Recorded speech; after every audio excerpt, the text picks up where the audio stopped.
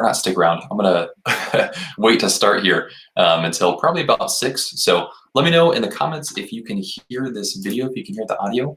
I'm gonna check this on another stream as well, just to make sure that everything is looking good. So we'll get started here at about 6.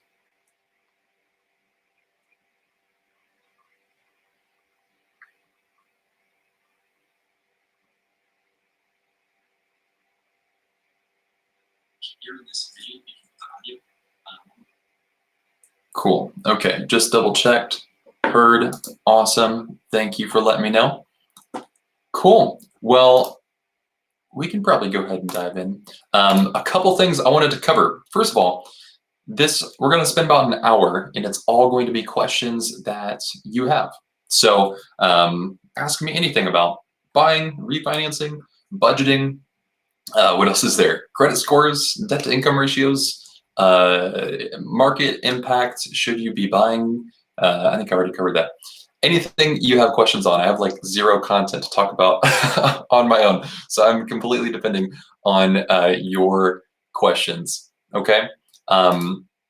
Just a couple updates, and I'm gonna keep throwing this out here throughout this live, is I have 4 more lives coming up in this upcoming week. So on Monday, I'm all interviewing realtors. So on Monday, I have an interview with Miranda Biedenharn with RE/MAX, and we're gonna be talking about should you sell in this market and what it's like to list a home in this market. On Tuesday, I'm going to be talking with Steven Zeeler with RE/MAX about buying in this market as well. On Wednesday, I'll be talking with Sam Miller with Crylike, and we're going to talk about buying and selling in Nashville. And on Thursday, I'm going to be talking with Tanya Snyder with RE/MAX as well about how to shop for a home the right way. So I have a few videos I think are going to be super great this upcoming week. So Monday, Tuesday, Wednesday, Thursday at 4 p.m. Eastern Standard Time. And it's going to be open for question and answer too. We're going to go live and kind of spend probably 10 to 15 minutes talking about all those different topics, and then leave it open for questions that you might have. So with that, I'm going to stick around and see if anybody else has some questions here. I know that I'm a little bit early to this chat. And also let me know if this quality looks okay. I'm trying this through a different software than YouTube's normal software. So I want to make sure that everything looks good and the quality is fine and there's no issues here. So give me a thumbs up or let me know, as long as you can hear me fine, everything looks fine here in the comments. I'm going to shut off my email or else it's going to be super distracting the entire time. Something that I want to dive into really quickly though is you're probably hearing a lot of a little bit of chaos going on with government lending, specifically some of the problems that we're having in the economy. So with FHA loans, VA loans, USDA loans, those are the government loans that are impacted by this. Danielle, thank you for letting me know that the quality is good. So what's happening right now is, since these loans are all backed by the government, the people who buy these loans are legally required to send in payments to the investor. And the problem with that is we just had 10 million people file for unemployment this past week. Okay, so that means there's going to be a lot of people who aren't going to be able to make their mortgage payment. So you have people who can't make their mortgage payment, and now you have a servicer who's required to make those payments.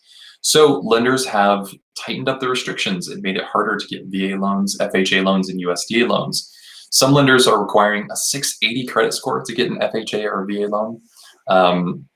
And they're adding all different types of requirements on top of it too, like reserves and everything else that you need, which is crazy.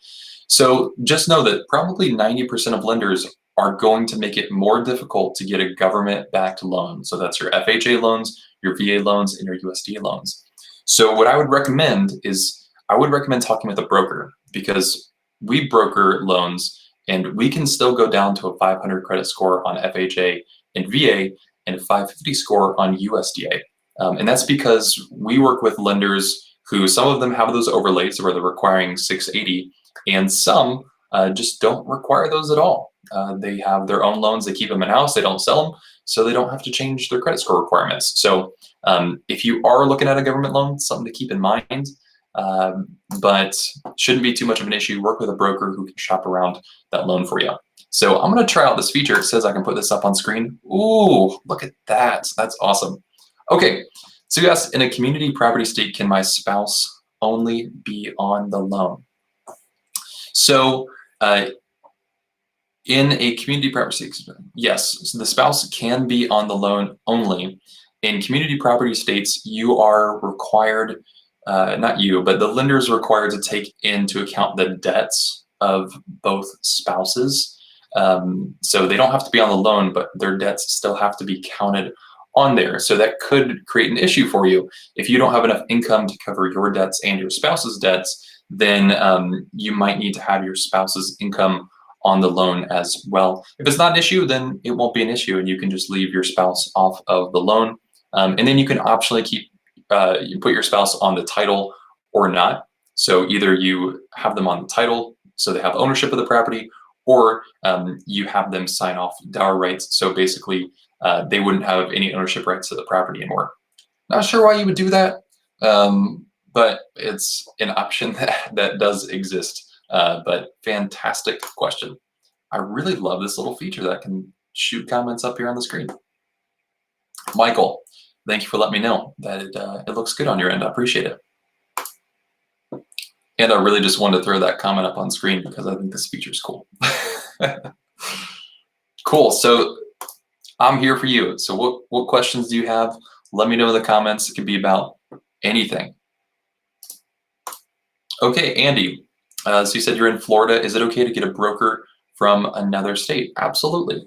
So I am licensed in Ohio, in Florida, and Tennessee. So I've closed loans in all 3 states. I wish I could work in more states, but I can't. So you absolutely can work with a lender really in any state. And I think there are some advantages to being local. You have somebody who knows the market a little bit more, but I don't think from a lending perspective, it's as big of a deal as it is from a normal real estate perspective, right? Because when I close loans in Tennessee, there's nothing really that's different in Tennessee other than, you know, a loan in Ohio or a loan in Florida.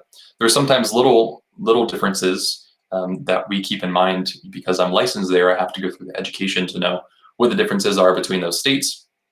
But yeah, if there's a lender that you like, absolutely work with them if they work in a different state.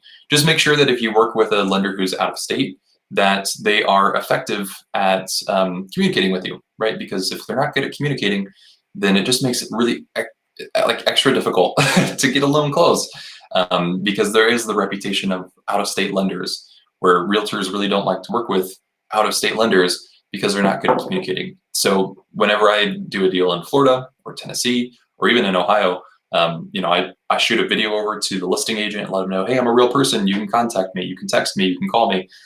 So just make sure that your lender is staying in good communication, and you should be good there. So Michael, you said, I keep reading the refinance rates should be coming back down again. Do you foresee that? I do. So, man, this market has been so strange. And it's largely because, you know, interest rates were on a huge decline, and they were going to continue to keep declining over the next, you know, the rest of this year. We expected by the end of this year, rates were going to be hitting maybe like high 2%. That's what a lot of people were predicting. But nobody expected, well, I shouldn't say nobody expected. Nobody anticipated that this pandemic would have this great effect on the economy. And so, you know, interest rates got down to here, and now this pandemic has caused this drastic shift back up because people are running out of money. Like, lenders are running out of money, and people are about to not be able to pay their mortgages, right? We have 10 million people. Last time I checked the number, could be higher now, 10 million people who filed for unemployment. A good portion of those people have mortgages, and a good portion of those people are not going to be making their mortgage payments. So I know it's a little depressing, but yeah, I do believe they should be coming back down here soon. I would give it until the end of this year to evaluate and see where we're at refinance wise. As long as your rate's not crazy high, right? If you don't have even if you have a 5% rate, if you can take that down to a 4%, maybe it's worth it. I would like to see you take a 5% down to somewhere around a 3%. But it's really your call. If you have anything higher than that, then I would absolutely refinance it. Like I refinanced somebody last month who was in a 9 point something percent loan. We absolutely want to refinance that. So we got them down. I think they had to refinance down to like a 4%, but still that's significantly better than 9. So appreciate the question. And I'm getting some texts over here on this screen. You are welcome, Andy. You be safe as well. Cool. So just to reiterate, if there's any new people here, this upcoming week, I have 4 new live question and answers that are going to be happening, but they're going to be focused. So first, I have interviews with realtors, and we're going to talk about some different topics, which I'll talk about here in a second. And then we're going to leave it open to question and answer. So if you want to ask some questions to some realtors who might know a little bit more than I do, then you absolutely can. So it's going to be Monday, Tuesday, Wednesday, and Thursday at 4 p.m. Eastern Standard Time. So the first one is on Monday with Miranda Biedenharn. She's with RE/MAX. We're going to be talking about selling in this market. Tuesday is Steven Zeeler with RE/MAX. We're going to be talking about buying in the market.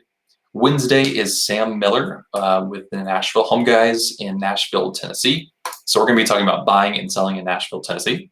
And Thursday is Tiny Snyder with RE/MAX, and we're going to be talking about how to shop for a home correctly, because there is a good way and a bad way.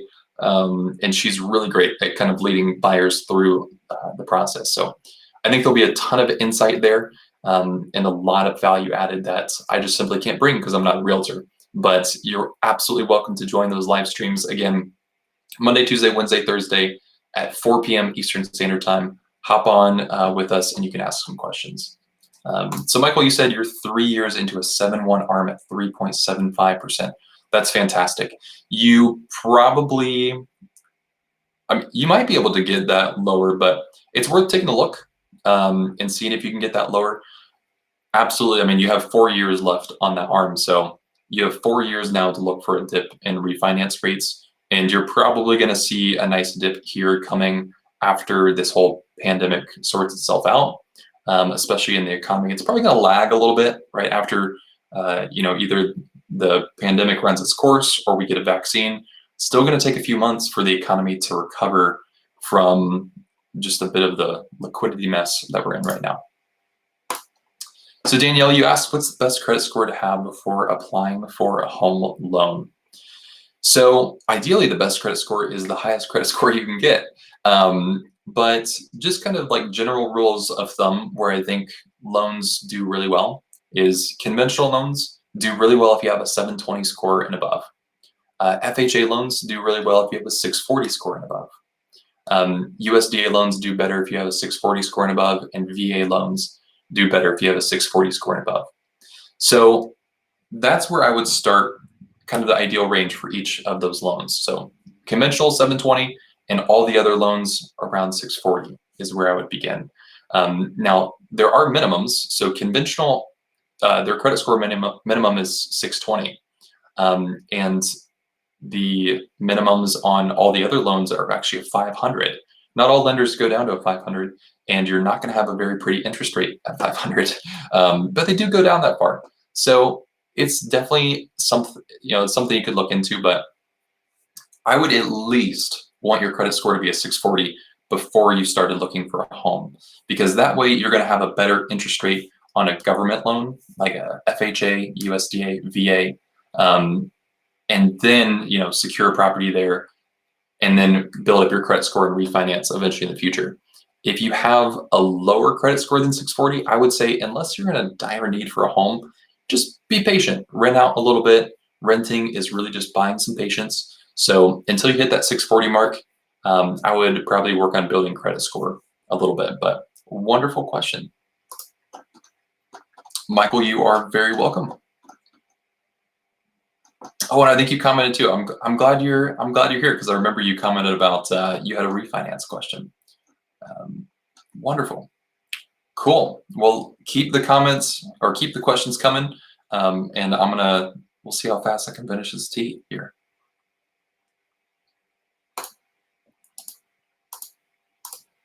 Otherwise, we're just going to sit and watch me drink tea for however much longer, because I don't really have much. I don't have much content to talk about right now. Danielle, you're very welcome. Thanks for your question.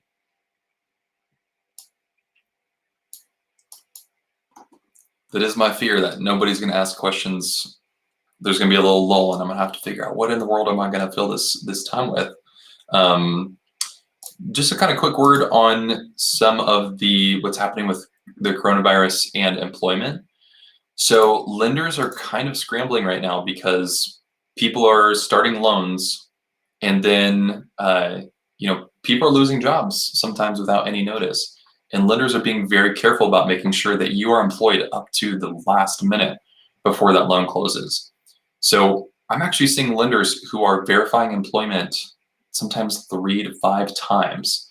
And it's becoming really frustrating because not only is that something that we have to manage and be on top of, so all the loans that I'm working on, I have to keep doing verifications of employment, but it's frustrating for buyers as well because they don't want to have to go through that stress. The employers don't want to have to go through that stress. But basically what's happening is whenever you close a loan, you have to have a verification of employment done normally 10 days before closing. And what that is a lender calls your employer and they say, hey, does John Smith still work here? When did he start? And it goes through a couple of different questions like that. But what's happening with lenders now is they're requiring that, and then they're also requiring one like a day before closing, and then they're also requiring one the day of closing, and then you sign something at closing that says you didn't get hours decreased and you didn't get fired or laid off. It's a bit of a mess, but it's just something to look out for. Okay, media done simple. How is COVID-19 affecting mortgages? It is affecting mortgages in several ways that are, oh my gosh, just all over the place. One of the biggest ways that it's impacting is there's a huge liquidity problem. And basically what that means is lenders are running out of money because nobody wants to buy mortgages because so many people are getting laid off. It's kind of this chain effect, right? We have 10 million people that filed for unemployment, which means we have a large portion of people who aren't going to be making mortgage payments, which means lenders aren't going to get money, which means they don't have money, they have to have money to cover their losses because people aren't making mortgage payments.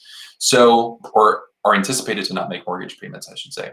So that's the biggest issue. And that liquidity problem is causing interest rates to go up.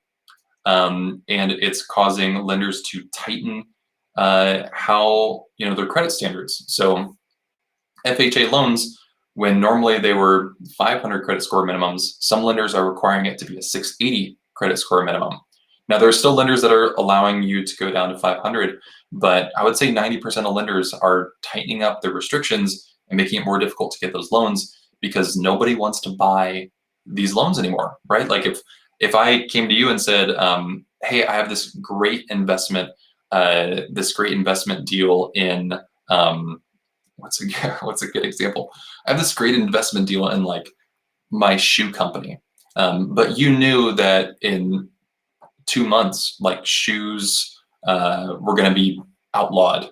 Like, why would you invest in my shoe company? This is a pretty strange example that I should have spent more time thinking of this example. But if you knew that there was not going to be product in the future, you wouldn't invest in it. So the same thing with mortgages. Nobody wants to invest in mortgages if people aren't going to be paying for their mortgages in the next couple months. So it's really tough. It's creating a lot of issues that nobody has dealt with before. So we're all kind of taking it as we go. And thankfully, I don't have to make any of these bigger decisions that are happening on the markets because I have no idea how to handle this or how to handle on that scale.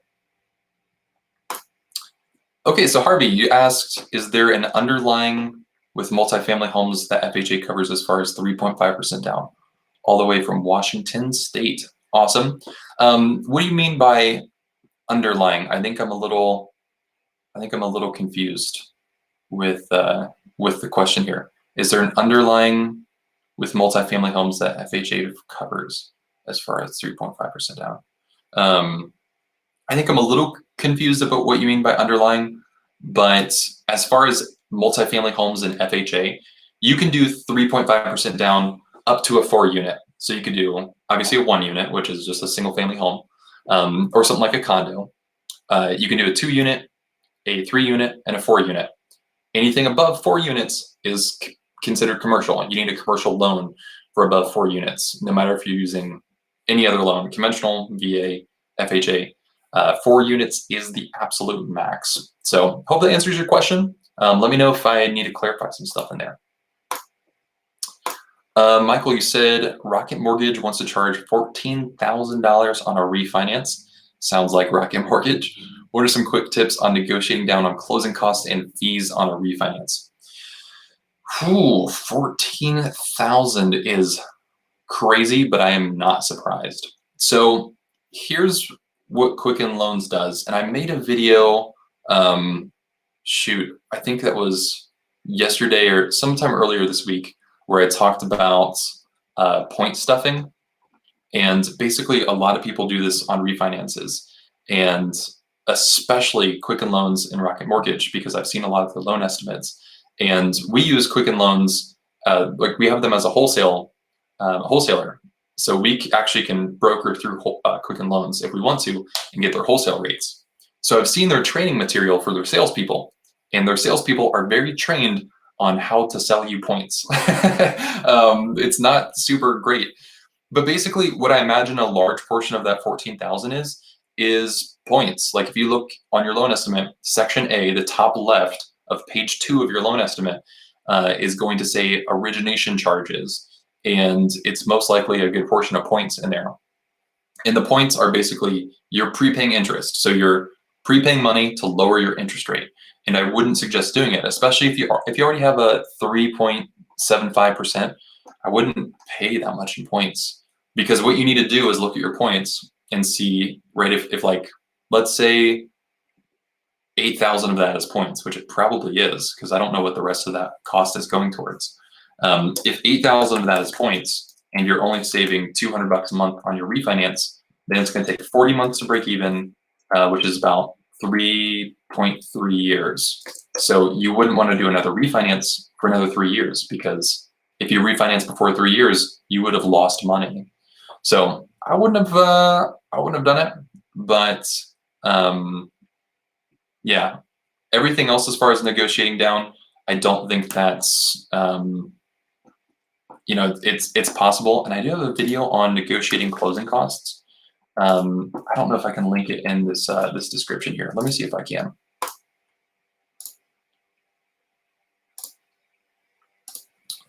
Negotiating. How to negotiate your closing costs. Cool. Let me link this video down here for you, and this might help out. Maybe. I don't see if it went through. I don't know. This is a little new to me. Okay.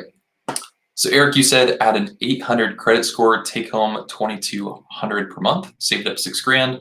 You think you can afford a $100,000 home in Austin? Austin is like a booming city I keep hearing about. I'm assuming this is Austin, Texas. What type of loan should I get? How much down can I afford to make extra payments? Okay, credit score, awesome.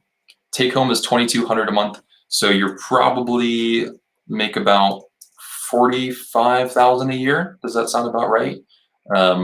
Before taxes, saved up $6,000. You can afford a $100,000 home in Austin.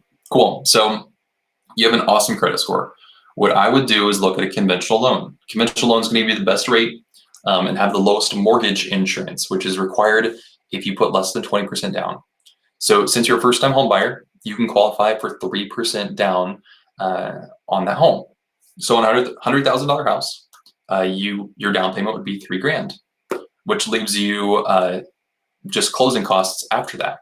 So what I would do then is ask the seller to pay $3,000 of closing costs. So what I imagine would end up happening is if your down payment is $3,000 and you're asking the seller to pay about $3,000 in closing costs, you're probably going to be closer to about maybe 4,000 to 5,000 total cash to close, including your down payment, with a 3% down conventional loan.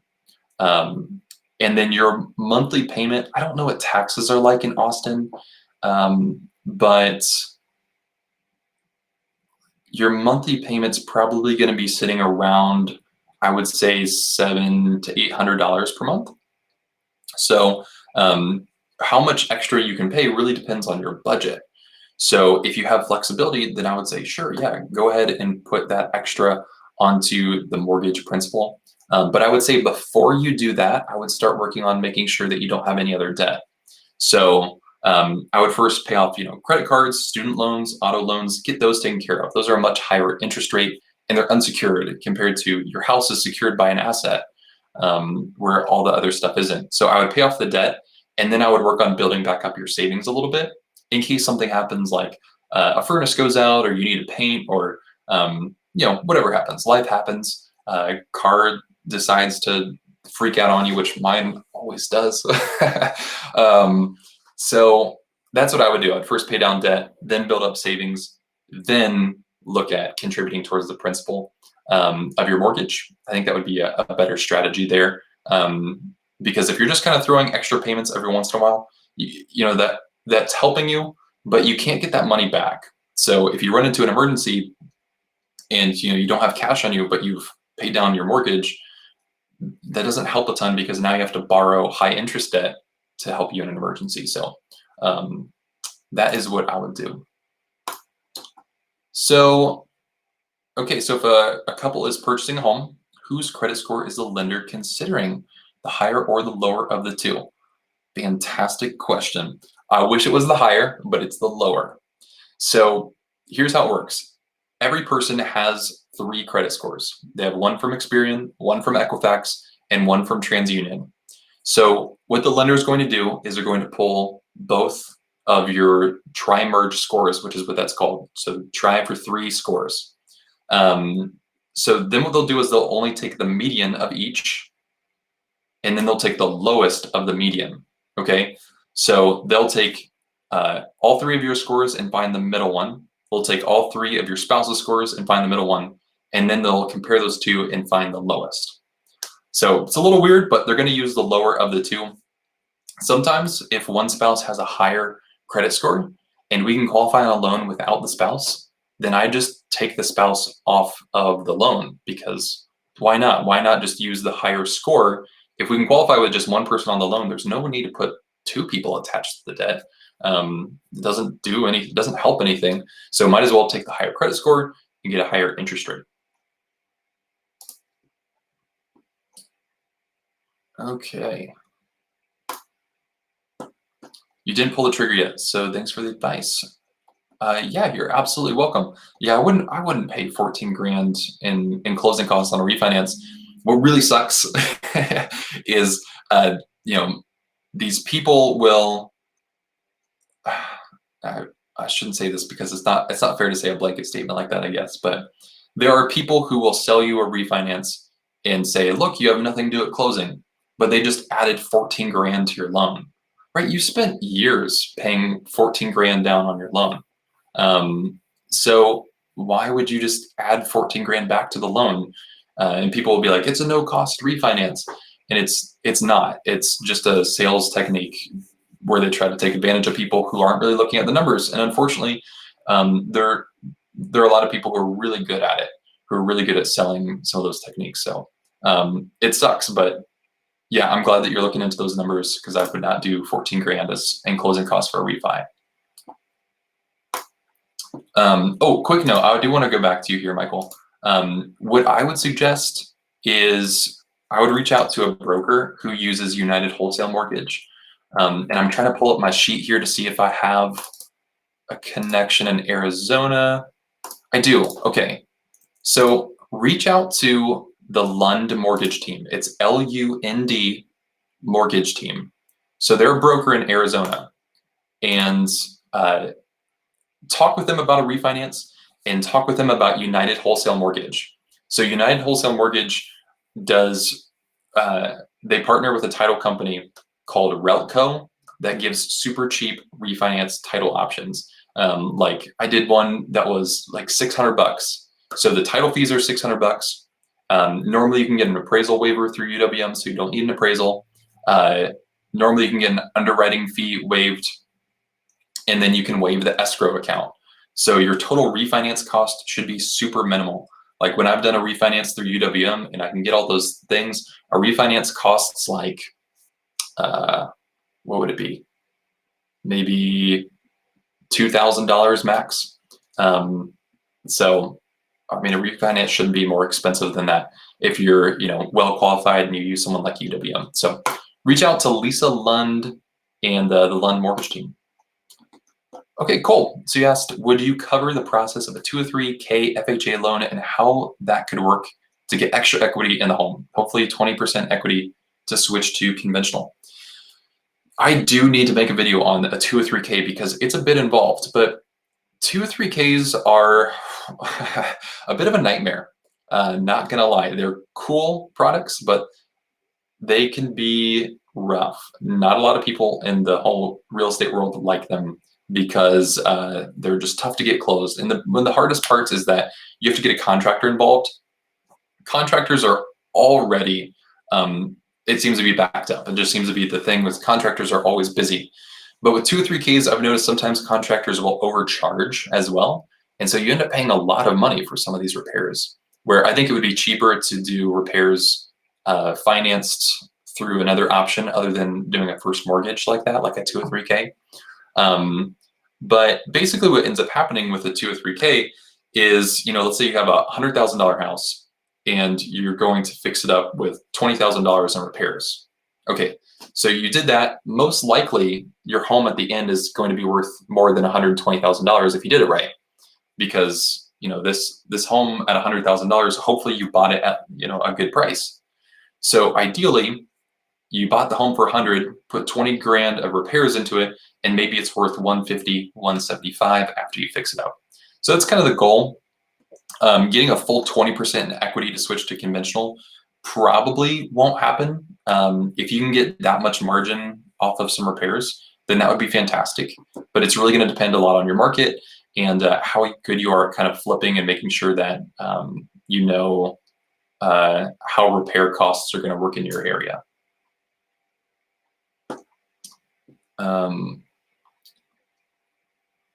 Let's see. Can you take the spouse off of an FHA loan? You absolutely can through a refinance. So you can't just pull a borrower off of a loan. You have to go through the full refinance process to get them off. Thankfully, you can do something like a streamlined refinance. Although now that I say that, I'm not sure with a streamlined refinance you can take a borrower off. I'm going to say you can't. I need to definitely check into that. But the reason why you have to do a refinance is the lender basically is going from saying 2 people were able to pay for this mortgage. Now only 1 person is going to pay for it. So do they have enough money? Are they able to pay for this mortgage by themselves? So you will need to do a refinance to take a spouse off.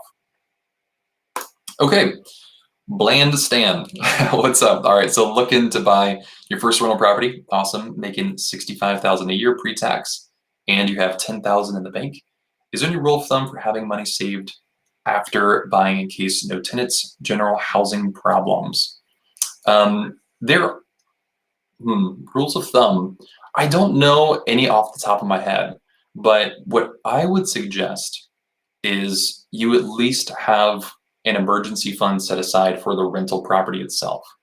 I think a good rule of thumb for me personally would be about 3, just how you would do it for your personal emergency fund, 3 to 6 months worth of expenses. 6 months is probably a little high on the rental side, but I would suggest having 3 months set aside for that rental. And I would just keep it in like my personal bank account, keep it in some sort of high yield savings. So, you can get a high yield savings account right now for 1.5 to 2.2%, somewhere around there.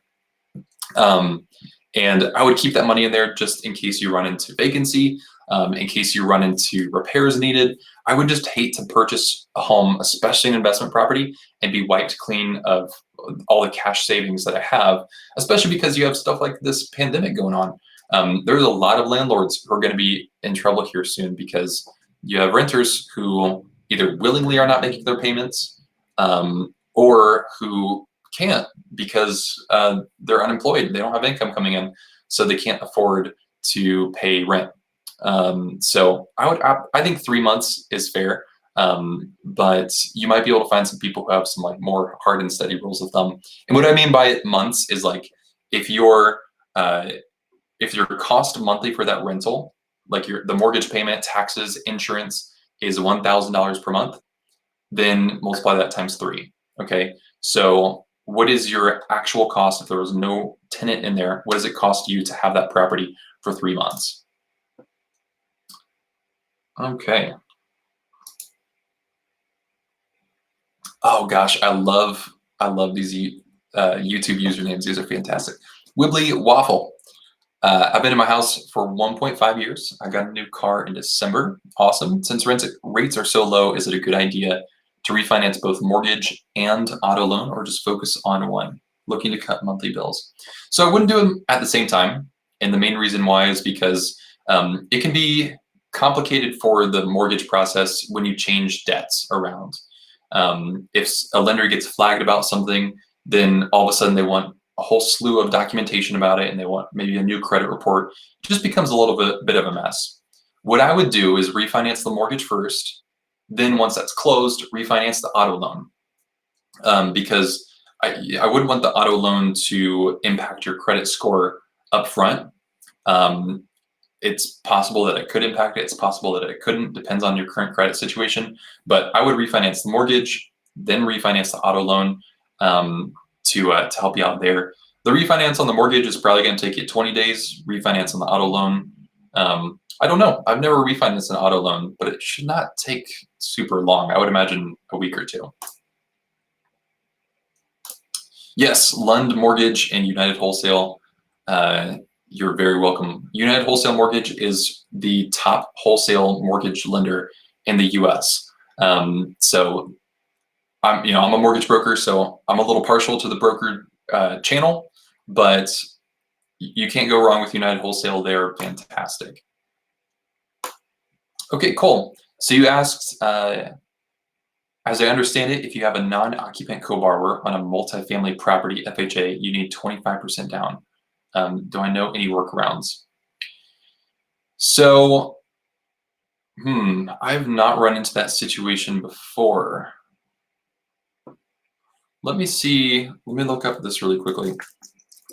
FHA, non-occupant co-borrower, multifamily.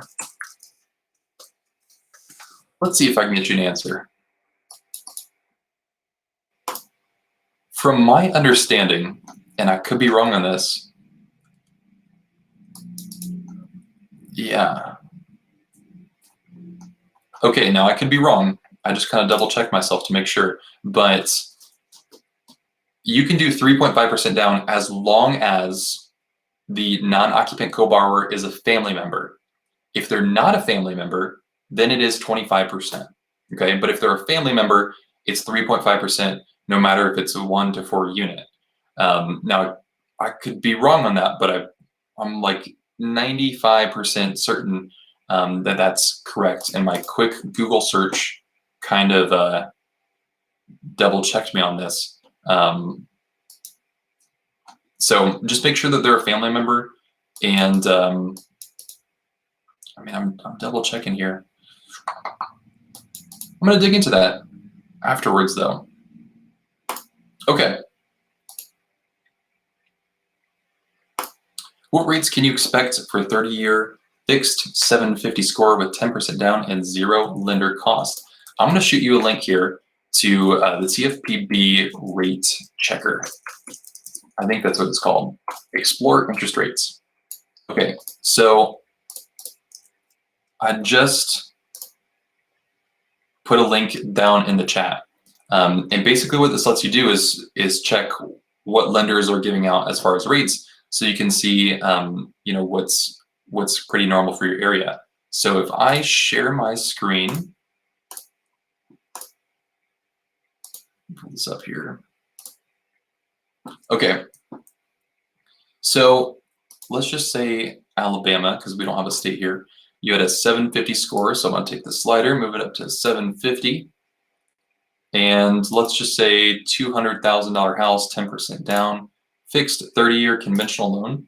You can kind of see the spread of different interest rates depending on your situation. So it looks like what's most common is anywhere between 3 to a 3.625. You have some lenders giving a 4%, and you have lenders all the way out here who are offering 4.875 and all the way at the bottom 2.875. So I would expect anywhere in this range is probably a fair place to be at.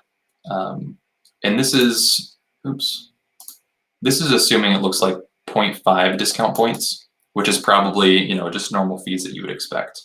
So great question.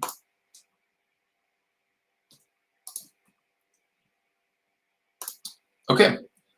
Ivan, you asked, can I make a video on house hacking methods? I actually do have, I have one video on house hacking. That's just the general standard FHA house hacking where you live in one and rent out the other ones. So there are definitely more, I think, house hacking methods. There's also a YouTube channel about house hacking that's super good. Let me see if I can find it, and I'll link that down in the description for you. Maybe. Okay, it's called House Hacking Success. So I'm gonna link them down below. House Hacking Success. Go give them some support. They have a podcast and they talk a lot about house hacking. So I would check them out. Thoughts on paying rent with student loans? You'll be in dental school next year and we'll be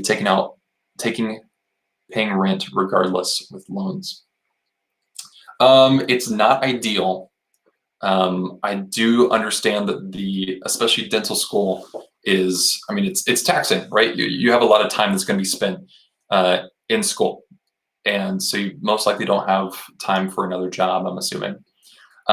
It's really not ideal, honestly, but if it's the only option, then it's the only option sometimes. So if you are doing that, then I would make sure that you're being extremely frugal about how you're spending the rest of that money. So if you are renting, you need to have somebody that you need to have a roommate or housemate or whatever. You need to make sure that those costs are really low because you're financing your rent payments, which is not super good. And you're going to be a dentist at the end of this. You're probably only going to be in school for a couple more years and come out making a great amount of money. So as long as if you do that, make sure that you're really aggressive in paying down those student loans, because I would hate for you to finance renting over a long period of time and pay all this interest on it. Because what sometimes happens is people will pay for their living expenses with student loans, and then they let those sit for 20, 30 years. And it's just so much added cost. So, if it's the only option, it's the only option. Just be really frugal with how you're spending your money there. A great tool for this would be a software called You Need a Budget. So it's youneedabudget.com. It's this budgeting software I use, and they're really fantastic at helping you do zero-based budgeting, which is where you only budget the money in your bank account. So when you get that student loan disbursement, you're only budgeting that money, and it's going to help you make sure you know exactly where your money is going and budget this much for groceries, this much for gas, this much for rent, this much for utilities, and make sure you're spending that money really wisely. Cool. You said, I've been watching a ton of your videos, trying to find answers and learn so much. Thank you so much. P.S. Glad you like my new username. I do like your username. It's a little hard to say though. Wibbly Waffle. But I'm glad you enjoyed some of the videos. Thanks for watching. Okay. Do you recommend putting any kind of nest egg savings in a high yield savings? Yes. I would park savings, emergency fund or nest egg or whatever you have into something that's something like a CD is fine. Anything that is not going to it's not going to decline in value, right? Your emergency fund is not an investment, but it is nice to have a little bit of growth. And the only growth that you're looking for is something to counteract inflation, right? Like my emergency fund is in a high yield savings account that gets like 2% interest. That's nothing to write home about, right? It's 2%. Who cares? I can go make more money somewhere else with that money. But it's not supposed to be an investment. But it's 2% is enough to kind of track with inflation to make sure that the money's keeping its consistent value over time. I would absolutely not put it in something that's investment related, right? Like don't put like emergency fund in mutual funds or stocks, because look what just happened, right? If you needed to pull into your emergency fund, stocks took a massive dive. So you don't put your emergency fund there. So you would put maybe 3 to 6 months of expenses into high yield savings. Everything after that, you're then putting into things like IRA, 401k.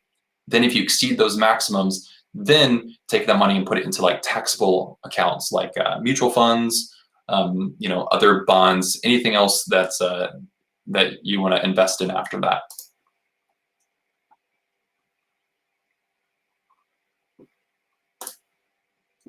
Okay, Justin, my wife and I want to house hack, but all the multiplex properties are in the hood of our county. We don't want to live there. Can we purchase a rental property while renting ourselves? It really depends on the lender. There are a lot of lenders who will not allow you to purchase a rental property while you are renting. So I would call around and ask. Yeah, with the struggle with house hacking is it's a super fun topic to talk about, right? It's exciting to talk about. There's so many YouTube channels and so many investing YouTube channels that I feel like don't give great advice. They give a lot of things that like are motivational and I think are just used to get people attracted, but they don't give a lot of practical tips. So house hacking is absolutely a cool idea and it can work, but it's not always practical because multifamilies are hard to get. They're sometimes not in great places. Living in a multifamily with your tenants sometimes is not an ideal situation. So you could look at a rental property while renting yourself. I feel like personally that would add too much complexity to your personal situation. I would just purchase a property for yourself, because by the time you have your own rent that you're paying for, and then you have a mortgage, and then you're managing somebody's income, somebody having rental income, you're not going to be making that much money off of that rental, and then you're already spending a bunch of money on your own rent. What I would do is I would purchase a home for yourself, live in that for a year, then move to another home, rent out that one. That's a better game plan, I think personally, than renting and then purchasing a property just to rent. Unless you were buying that house like in cash. I know around here I had a friend of mine who she still lives with her parents. She's only 20, so she lives with her parents. She bought a home in cash for 30 grand, which surprisingly you can do around here. It's not in a great area, but she bought a home for 30 grand, and there's a renter that's been paying $600 a month for the past, it was like 10 years. So that would be a great scenario. But if you're doing something that, you currently pay $800 a month in rent and a mortgage on a rental property is $800, I wouldn't do it. I'd buy a home, live in it for a little bit, rent that out, then buy another one.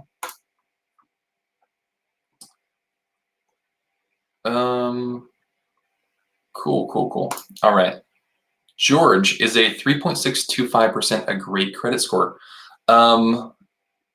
That sounds like an interest rate. I think you mean is a 3.625% a great interest rate?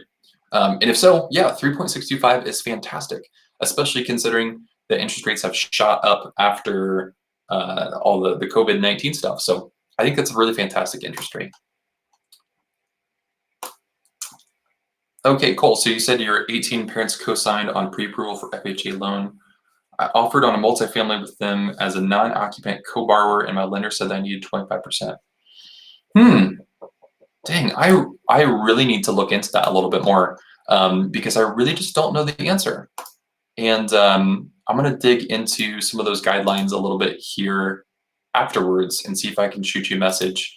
I needed to look into the underwriting guidelines for FHA. It's a great question that I've never run into, but I really do want to know the answer.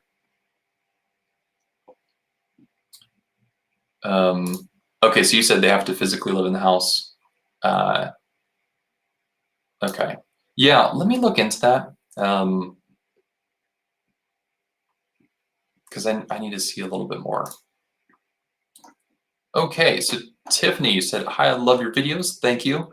Currently under contract. My credit repull date is on 4/16, which is a few days from now. Paid off all credit card debt. Can I get a lower rate during the repull? Right now, locked at 3.5%, but paid points for that rate. You can. You absolutely can. Your lender is probably going to be a little annoyed, if I'm being honest, because it always just kind of sucks to put together a bunch of docs and then they have to redisclose and go through the whole relock process, which isn't a big deal. But you absolutely can. So as long as that credit score has gone up, the only thing, your interest rate would only change if you went to a new credit score bracket. So, right, like credit scores aren't given on like each credit score point gives you a little bit better interest rate. It's in brackets. So like 620 to 640 is a bracket. So if your credit score went from a 638 to a 639, you're not going to get a better score. But if it went from a 638 to a 641, you're in the next bracket, you'll get a better score. So yeah, you absolutely can. A good lender is going to make sure that you get that higher interest rate. If I'm going to have to do a credit repull, then if I do that in a file, it's always a little scary for me as a lender because I'm always afraid it's going to go down. I'm always afraid that the credit score is going to be lower, and then I have to use that score now. But a good lender is going to watch out for you and make sure that you're getting a better interest rate if your credit score goes up. Molly, how you doing? All right, my question is, can you use future rental income toward your down payment? And are there any restrictions on income for an FHA loan? Okay, so can you use future rental income toward your down payment? No, I think I'm guessing, are you purchasing a rental property and wondering if you can use that income towards a down payment? If so, no. Down payment always has to exist. It can never be future money. It can't be, I'm going to get a settlement in a couple months. It can't be, my mom's going to send me money tomorrow. It has to be money right now. And it's what's called a minimum required investment. So the lender wants to see, do you have this money? Do you have it now? Can you prove it now? And can you bring that money to the table? So that down payment has to be sitting in your bank account, ready to be spent on the down payment. And are there any income or any restrictions on income for an FHA loan? As far as minimum and maximums, there are no restrictions on an FHA loan. Only thing FHA wants to watch out for, like every other loan does, is your income consistent over the past 2 years? So is it increasing? Great. Is it stable? Great. Is it decreasing? Okay, now we need to look into that a little bit more. Why is it decreasing? Do we have history at this new lower payment, or is it going to continue to decline? So really there's no other restrictions on income for FHA loans, unless you're using something like a down payment assistance program that has a requirement, but that's not an FHA thing, that's a down payment assistance thing.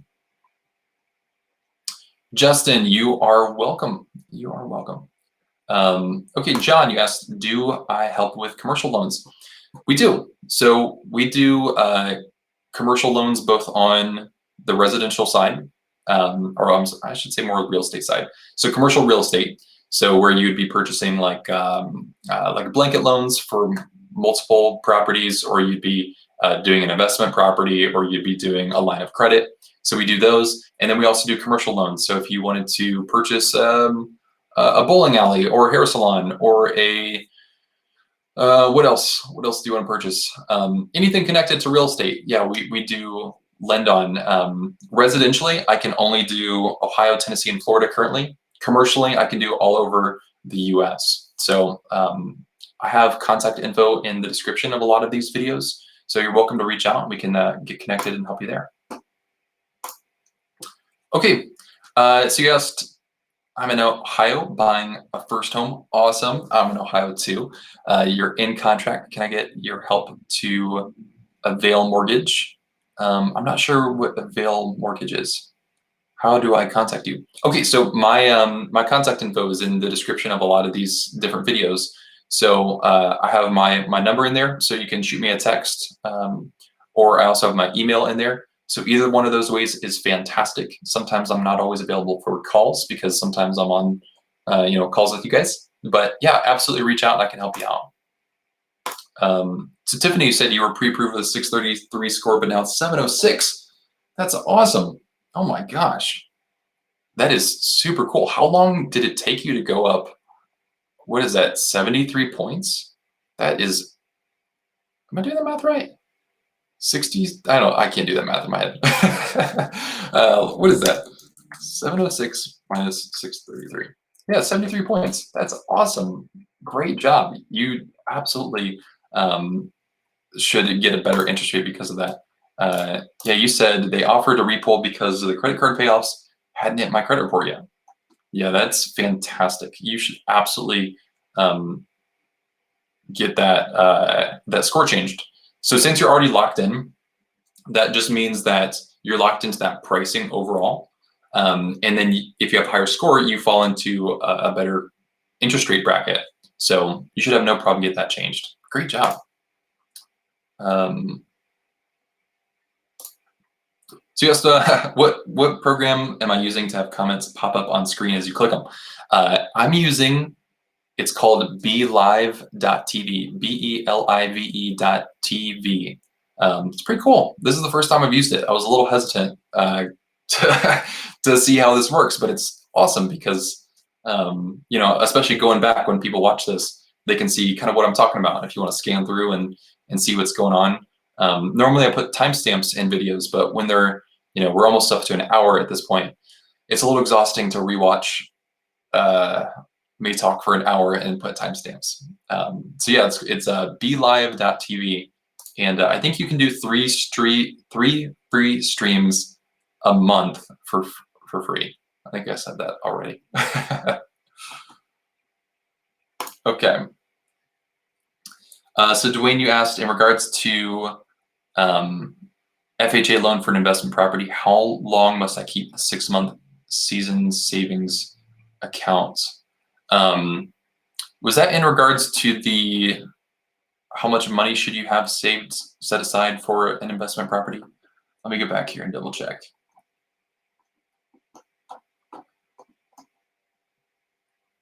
So if you're referencing like kind of an emergency savings for that, then I would keep it, I would keep it for as long as you have the property. I think 6 months is too much. If you're like super risk adverse, then 6 months is probably great for you. But I think 3 months is going to be really solid. So I would keep 3 months in my savings account for that property for as long as I have that property, because it, let's say it's a $100,000 house, or let's say it's a $150,000 house, and it costs me $1,000 if I don't have a tenant to keep that property per month. I would really like to have $3,000 in my bank account set aside in case something happens with that property. If someone stops renting, or the furnace goes out, I don't want to have to dip into my personal emergency fund, because my personal emergency fund isn't supposed to cover investments. My personal emergency fund is supposed to cover me personally, me and my family personally. So I wouldn't want to, have my business problems dip into my personal savings. So I would do 3 months and keep it really as long as you have that property. So Paul, you have another question. I do not mind at all. Would you know if you need to be licensed to become an underwriter? For some of the research, I've heard that there are some loan offices that do both. Underwriters do need a license. I do not know what it's called. What is it called? I cannot remember. But basically, you're going to get almost like certified to underwrite specific types of loans, especially when it comes to government loans. They can be pretty strict, and there's different levels of underwriting. I don't know if license is the correct term. I'm not too familiar with the underwriting world and all of that, really. But I do know that there are different levels of underwriters depending on how much knowledge they have of the different products. So most likely, like if you were an FHA underwriter, there'd be different levels of FHA underwriting, and that would kind of determine one where you could get hired at, but then also some of the challenges that you would be faced with. So, you know, a lower level underwriter is going to be dealing with basic stuff, income and assets. And then, you know, a higher level underwriter is going to deal with some of the more complex problems in interpreting of guidelines and credit risk if needed. I think underwriting would be a fun job.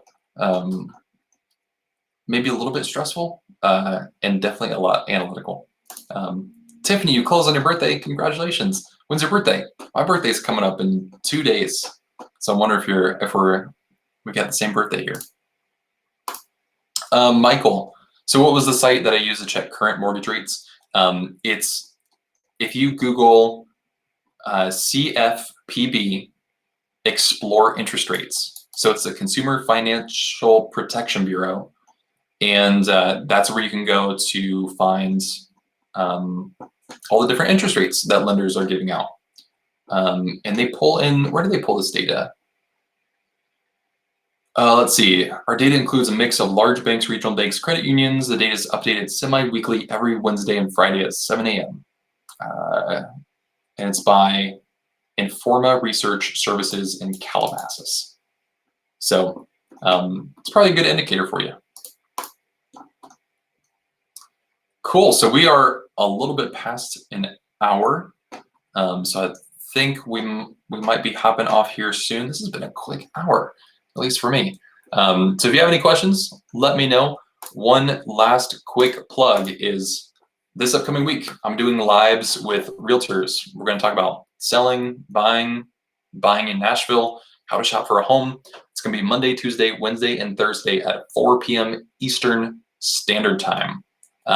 So we're going to talk a little bit about some things, and then you're welcome to ask questions. And then I can either answer them or the realtors can answer them as well. I think it's going to be super great to get their opinion because I definitely don't know everything. All right. So you said, what's my recommendation? My recommendation on what? I think you asked my contact info. Really, whatever works for you. If you want to shoot me a text or an email, either of those work. Dwayne, awesome, you're in. So I will see you there. Hopefully on somewhere Monday through Thursday or all of the options. Michael, you're welcome. Thanks for joining us, man. And man, if you were here for an hour, that's awesome. That's super cool. Molly, you said you're available. When does it start next week? 4 p.m. Eastern Standard Time. So Monday through Thursday, 4 p.m. Eastern Standard Time. And it's going to be pretty informal. We're just going to sit and chat. And I'll just be doing like kind of a live thing, not face-to-face. We'll be like side-by-side with an agent. Cole, you said I got my first credit card on my 18th birthday 5 months ago. Happy late birthday. Then I got put as an authorized user on my parents' account. I have a 730 score. I've gotten denied cards twice. Yes, the reason why is because you have a great credit score, but you don't have a lot of credit history. So just because you have a good credit score doesn't mean it's like an all access pass. Lenders still want to see credit history. Normally they want to see 2 years. So for the next 2 years, you might run into some of those issues with having what they call like a thin credit history, where you just don't have, you've only had a credit card for 5 months. So you've made on-time payments, but you've only made 5 on-time payments, which is not a ton, right? So age of accounts is one thing that impacts your credit score. So the older your credit is, the more your credit score increases. One card that you could look into that I know works well for kind of thin credit profiles is one called Petal. And I'll link it down here. Let's see, what is it? It's PETAL, so petalcard.com. And okay, I just put that in the comments for you. So they're normally pretty good about helping out with a thin credit history. You could also look into student cards. I know Discover has a student card. If you Google like just student credit cards, those are credit cards geared towards people who don't have a lot of credit. So those could help you out there, and should get you on a good path. All right.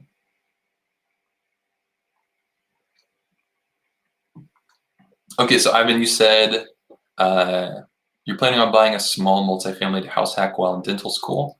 You're in SoCal paying $1K for a room. Just a room? Dang. You'd be in Buffalo, New York, where mortgages aren't that much more. Any thoughts? Yeah, that's wild, man. I feel so bad for the people in California, because you all pay a lot in housing, especially if it really is $1K for a room. I'd be curious to see how many rooms are in this house or condo, or I don't know, is it like an apartment complex? How many people are sharing that? 'Cause that's crazy. Yeah, because you definitely can buy a home and have a $1,000 per month mortgage payment. So if you're doing the house hacking thing too, that's awesome. If you are doing house hacking, your expenses are probably going to be super low housing wise. Even if you're doing a 2-unit, right? If you're doing a 2-unit, that's $1,000 a month. It's probably like $150,000 2-unit. And then you could probably rent out one side. It depends on the area, but I mean, shoot, you could probably rent out one side for, I don't know, $700-800 a month, maybe higher, maybe lower. And then your only payment monthly would be what, $200-300 a month plus utilities. That's pretty great, especially considering you were paying $1,000 per room. That's nuts. I cannot imagine. Okay, Lene, you asked, are there new FHA requirements for some lenders? For some lenders, and then not for other lenders. So why is it scrolling like that? I'm not sure why your comment's like scrolling on here. The software is a little new to me.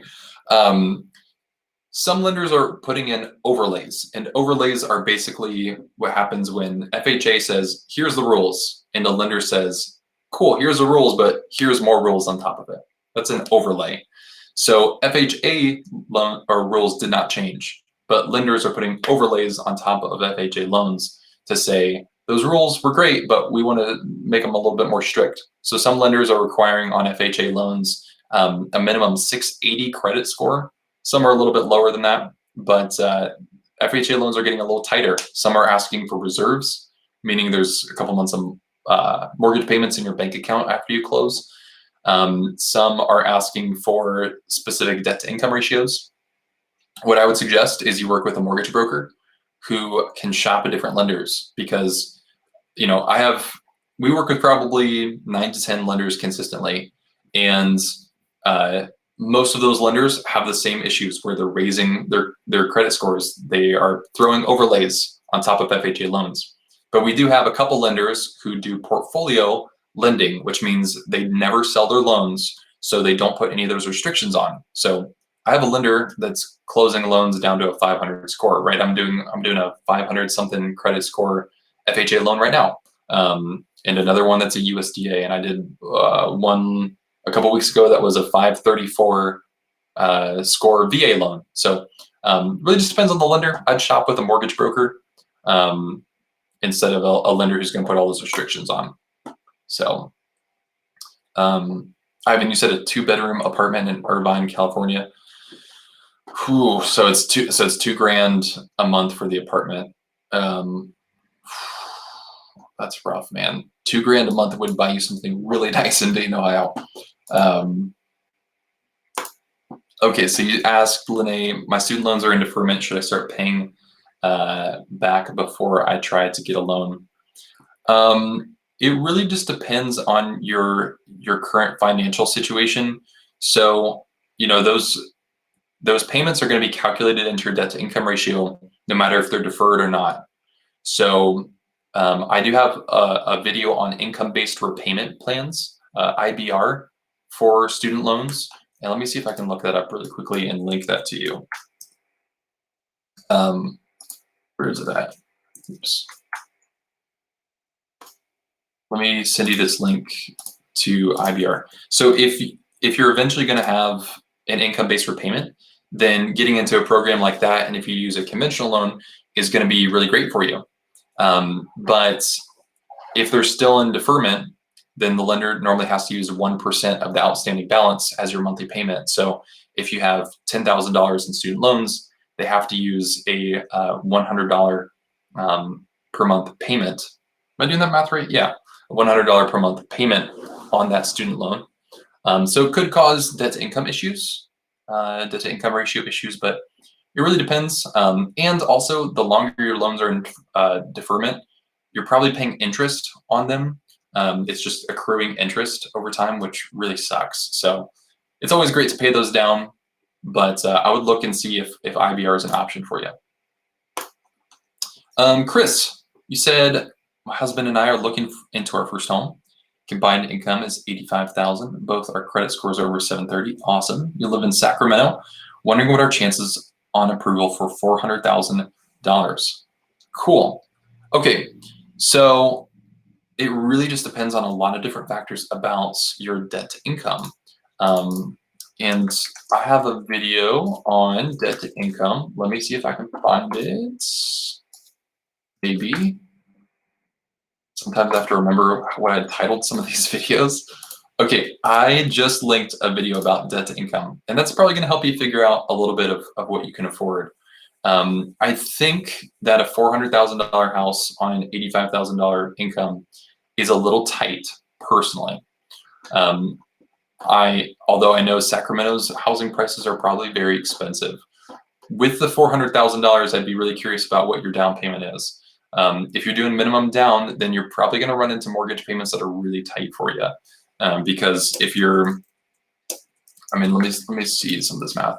The hard part is I don't know what taxes are in Sacramento, so I'm kind of like taking a guess here. But if you did a $400,000 property with, let's say, 10% down, your principal and interest payment alone is going to be about $1,800 per month. And if you're on an $85,000 income, if that's before taxes, you're probably looking at around maybe $5,000 per month income after taxes. And once you start putting in taxes and insurance and utilities and everything into your payment, you start getting pretty high up there on your mortgage payment, and it just feels a little tight to me. But I'd run the numbers on your debt income, see if it's something that's feasible for you. Something that you can always do is kind of like a stepping stone approach to buying a house. So, maybe instead of buying a $400,000 house, can you buy a $200,000 house, build some equity in it, and then sell that, and then use that as a down payment on a $400,000 house? Kind of delaying gratification a little bit. I know it's not always the most ideal, but $400,000 on an $85,000 income feels a little tight. But I could be wrong. It really depends on your budget and what works for you. Okay, so Ivan, you said it's $2,400 a month leaving California ASAP. Yeah, it's tough. That's a real tough payment. But California's super nice. I went to where'd I go? San Francisco, I think 2 years ago, and it was a fantastic trip. So much nicer than all the gray in Ohio. But the housing costs you guys have out there are crazy. $2,400 a month would buy you like a $350,000 house here. You can get something pretty nice out here for what you were renting, but you don't have the cool scenery over here. We don't have Highway 1. We have I-75, and it's nothing to get excited about. Cool. Well, I am gonna hop off here. I'm gonna grab some dinner because I'm getting a little hungry at this point. But thank you so much for joining. I really do appreciate you guys sticking around and asking questions. It means a lot, and I hope this has been helpful for you. If you ever have questions in the future, my contact info is in the description. You can reach out to me. You can also leave comments on videos, and I reply to literally every single one, at least for as long as I can keep up with it. So far it hasn't been an issue, but I'll get around to it as much as I can. If you have ideas for future videos, let me know as well. I want to help out you where you're at. So I don't want to just make content that is, goes aimlessly and it's things that I want to talk about. I want to make things that you want to know more information on, because it can be super frustrating to go through this process of buying and of handling money and figuring out finances. And it's so scary to talk with realtors and with loan officers, and right, because most of the time they're not always super helpful. So my goal is to kind of bridge that gap for you a little bit. I want to answer your questions, help you get to that place where you feel really confident and comfortable moving forward with your purchase, with your refinance, with selling, with handling money, and whatever that looks like. So any way I can help you out, let me know. I'm going to take 3 more minutes and answer these last questions here just because I see them popping in. So I'm going to do these real quick. So you said, I'm self-employed and doing your taxes soon. My income last year was $165,000. Ooh, that's awesome. My accountant said to claim over $50,000 deduction. Is that okay, even though I'm trying to buy? Talk with your mortgage lender and run that by them, because you need to see what kind of income you need. So ask them about what kind of income you need. And since you're self-employed, they're going to be averaging the past 2 years. So just because, if they say you need $100,000 to qualify this year, or you need $100,000 to qualify, that means over the past 2 years, you need to have averaged $100,000, not just the income you made this past year. New Age, is it New Age Design? I'm in escrow in Los Angeles. Duplex got appraised at 380. House selling for 380. Oh, cool. So came in appraised value. Roof needs repaired. $8,000 in termite damage. How much price reduction would you suggest with current market? It depends on how expensive those 2 items are going to be. Personally, I would just have the seller pay for it. You could do a price reduction, but then you're going to have to, come out of pocket for that, which sucks. I would see if the seller could pay for it from their net proceeds and have a roofer send an estimate and an invoice, and same with someone who could do some repair. I don't know what you would need for the termite damage. You're probably going to need somebody who can control the pest problem, along with, do you have structural issues that came with the termite damage? And like, to what extent do you have with your roof problems? Like, is it just shingling, or do you have like water issues as well? So personally, I would much rather have the seller pay for it than get a price reduction, because price reduction means I have to pay for it out of my pocket. And you may or may not be able to do that, but I would definitely at least get quotes for it and see if you want to move forward with it. I would hate for you to, get a reduction for 10 grand, but repairs come in at like 15 grand. Molly, thank you for the kind words. I appreciate it. Jake from State Farm, you're looking to purchase your first rental property in New Jersey. Cool. Credit score is 750 with income of 70,000. What are my chances to get approved? Anything I should be aware of beforehand? With rental properties, the main thing that you're going to be looking at are your debt to income ratio. So normally with a rental property, debt to income ratios are fine, since you can use like the future income to help offset your future mortgage payment. What trips up people on investment properties is they normally don't have their reserve requirement. So a lender normally wants to see 3 to 6 months of your monthly payment in your savings account after you close. So like, let's say your monthly payment is $1,000 on this future home. And then let's say you have your total closing cash to close is 10 grand. If you have 13 grand, you need to have 13 grand in the bank. I hope that makes sense. Basically, you need to have reserves left over after you spend your cash to close money to make sure that you have some of those reserves available. That trips up people a lot on investment properties. They don't pay attention to that. And your down payment is going to be high. So the minimum down payment on an investment property is 15%. Some people will tell you it's 20. It's actually 15. Some lenders require 20, so it is 15% down.